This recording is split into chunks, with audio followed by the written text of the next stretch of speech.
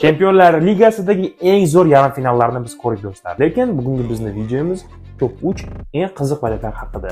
3-o'rinda albatta Arsenal hamda PSG o'rtasidagi bo'lgan vaziyat. Ricardo Calafiori Bukayo Sakaga juda ham zo'r uzatma bermoqda. Ammo Bukayo Saka Donnarummaning ochiq darvozasiga golni ura olmayapti. Va afsuski, Arsenal Chempionlar Ligasi yarim finalda o'z yo'lini tugatmoqda. Ikkinchi qiziq vaziyat bu Henrik Mkhitaryanni Yamalga jo'natilgan foli.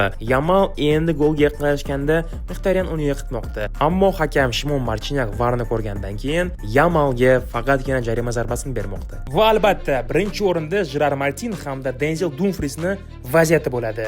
Gerard Martin pasni olgandan keyin Denzel Dumfries unga fol chatmoqda. Ammo bosh hakam buni ko'rmadi. Undan keyin esa Ajerbiga pas va Interning so'nggi daqiqalardagi remontadasi. Va finalda bizni PSG Inter Milanga qarshi kutmoqda.